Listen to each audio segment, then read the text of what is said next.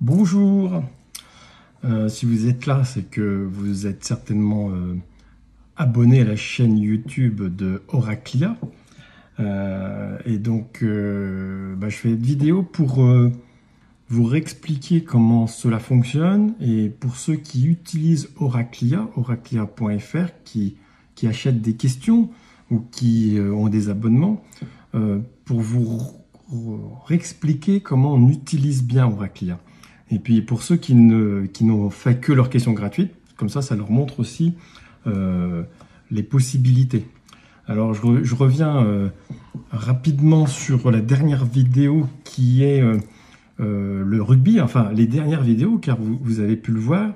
Donc les dernières vidéos sur la chaîne, il y a eu le rugby, les matchs de rugby.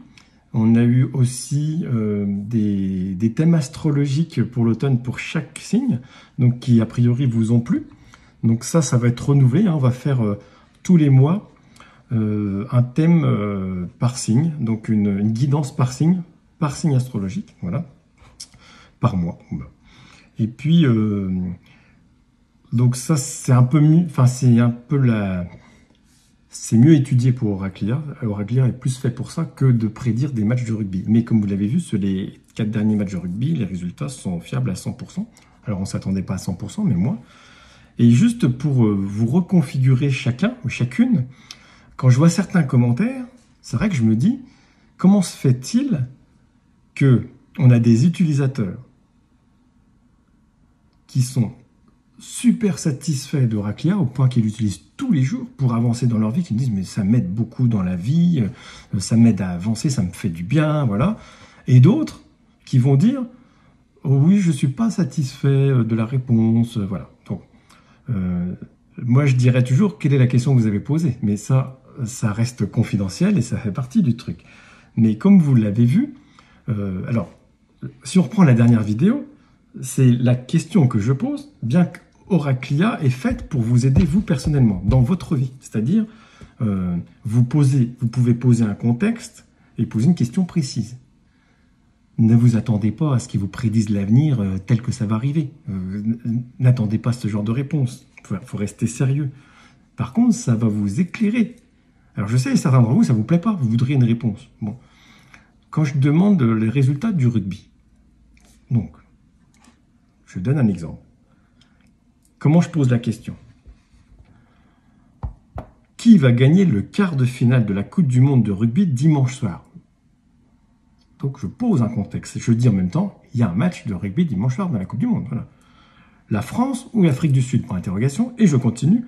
Merci de trancher, même si tu n'es pas sûr.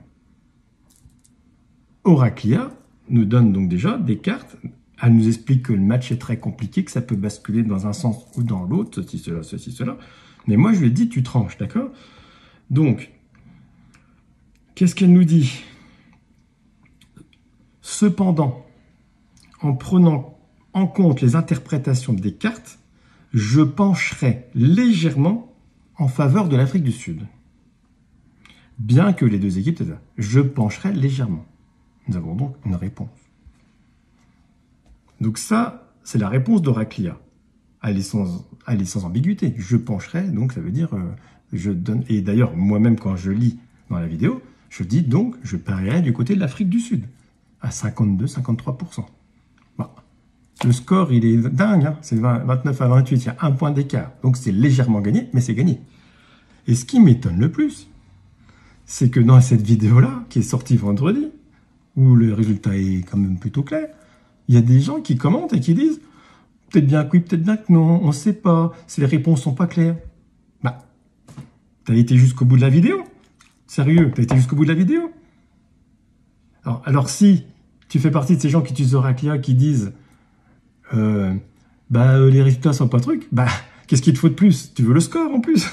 Tu veux quoi? Non mais non, dans la vie c'est pas comme ça. On te donne un éclairage, une tendance.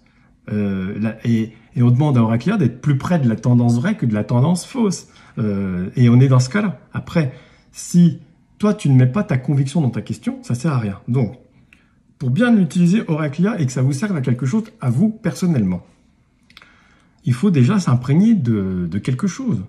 C'est-à-dire que comme ce n'est pas des réponses sorties chapeau, d'un truc. C'est pas comme ça que ça marche. On part d'une intention. Dans cet algorithme qu'on a mis de façon extrêmement sophistiquée, il y a une intention de départ, il y a une modélisation de ce que je fais, d'une connexion à une source, à quelque chose, sinon ça ne sert à rien. Donc on vous demande à vous, vous avez votre part de responsabilité dans vos questions, c'est déjà de vous connecter. Si tu allumes le truc et tu fais paf, bah, tu auras la réponse à la hauteur de ton implication. Si maintenant tu réfléchis comme je le fais dans la vidéo, bien que Oraclia ne soit pas faite pour prédire des matchs de rugby, c'est pas fait pour ça au départ, parce que ça ne change pas notre vie. Voilà. Que la France ait gagné ou pas, moi ça change rien. J'aurais préféré que la France gagne. Elle a perdu, mais ça n'a pas changé ma journée d'aujourd'hui. Et toi non plus. Donc tu dois te configurer. Et si tu es par exemple sur un projet, tu cherches un travail, ou tu as une proposition de travail, donc tu te réfléchis, tu es dans un souci, là tu te dis merde, j'accepte ou pas cette proposition qu'on m'a donnée. Donc tu te reconfigures, tu dis la société d'Elon Musk m'a proposé un poste d'ingénieur. Dois-je accepter ou refuser? Paf. Ah, t'as vu, déjà on a posé un truc, on est dans quelque chose de précis, les cartes vont être tirées, et là, ça va peut-être dire c'est une belle opportunité, attention, méfie-toi, ou il y a quelque chose qui n'est pas clair, ou est-ce que le contrat il est fait, et puis ça va te mettre en configuration. Et puis peut-être ça va dire, oui, enfin, c'est toi qui vas choisir après, parce que ça peut très bien dire qu'il va y avoir plein d'obstacles, mais que toi tu vas quand même y aller, parce que tu as besoin de vivre ces obstacles dans ta vie. En fait, on ne dirige pas les vies, on éclaire, et quand tu vas faire un parcours en vélo, eh ben, peut-être préparer ton parcours, ça peut t'aider. C'est-à-dire qu'on va dire, attention, hein, ça monte. Hein. Ah oui, d'accord.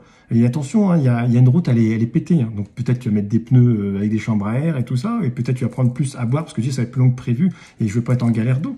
C'est pas parce qu'il y a un obstacle que tu n'y vas pas. Sauf que tu sais qu'il y a un obstacle. Et ça change tout dans la vie. Les gens qui réussissent ne sont pas ceux qui s'arrêtent.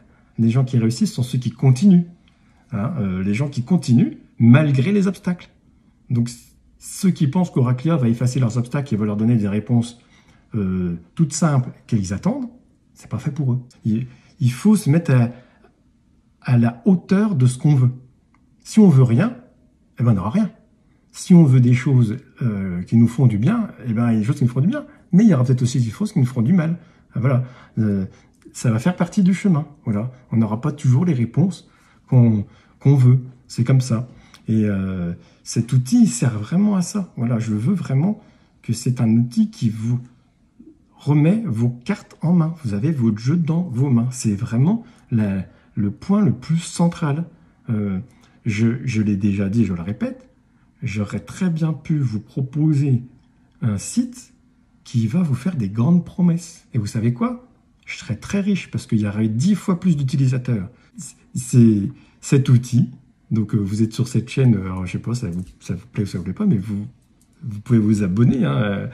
Donc dans l'évolution, c'est un outil de développement personnel d'une certaine façon, avec des cartes, avec de l'astrologie. Voilà, c'est la deuxième partie qui est importante. Je considère aussi, et la numérologie, mais je considère aussi que la position des planètes au moment où on fait les choses, au moment où on est né, là, est importante.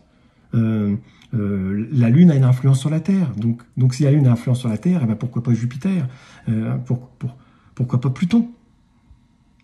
On peut ne pas y croire, mais regardez ce qu'ont fait les Égyptiens, les Grecs et les Romains. Et ils ont commencé par se diriger avec les planètes. Donc ça a une influence, qu'on le veuille ou non.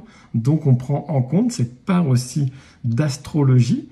Et parce que des fois, il y a des périodes qui seront plus prolifique pour certains signes et moins pour d'autres, et ainsi de suite. Et des signes sont plus compatibles que d'autres. Ça ne veut pas dire qu'un Gémeaux ne peut pas être en couple avec un Poisson, bien que si on regarde, ce n'est pas les meilleures choses qui puissent arriver. Et bien de toute façon, simplement on sait qu'est-ce qui ne va pas plaire aux Gémeaux chez le Poisson, et qu'est-ce qui ne va pas plaire au Poisson chez le Gémeaux. Et du coup, ça peut aider dans la vie. Et donc, quand on pose une question à Oraclia, tout ça, ça se mélange. Donc, des fois, la réponse n'est pas évidemment celle que vous vouliez parce qu'il y a plus d'éléments que vous pensez derrière cette réponse. Et qu'il y a des choses qu'on doit prendre en compte de façon éclairée pour avancer dans son futur. Et je rajouterai dans son meilleur futur. Expression qui maintenant... alors, ce n'est pas de moi. Hein. Le meilleur futur, l'expression, ce mot-là, cette phrase-là, je l'ai entendu chez Philippe Guillemant, qui est un physicien réputé. Moi, je la répète plus souvent parce que je suis dans la spiritualité. Mais maintenant, c'est quelque chose qu'on voit de plus en plus souvent chez des gens qui font des... J'ai vu une petite chaîne YouTube où la jeune dame disait va vers ton meilleur futur. Moi, ça me dérange pas. Au contraire, je trouve que c'est très bien. Ça implique de voir les choses du meilleur côté. D'accord ? Et tout ne sera pas toujours tout beau, tout rouge, tout rose. Certains veulent me dire, oui David, tu penses? J'ai jamais dit ça. J'ai jamais dit que ça allait se dérouler à 100% comme vous le pensiez. J'ai dit que s'il y avait des obstacles, il fallait les franchir. Voilà. Donc, dans la vie, il n'y a rien qui est tout beau, tout rose. Nous ne sommes pas des machines, nous sommes des humains, donc nous ne sommes pas parfaits. Et personne n'est parfait.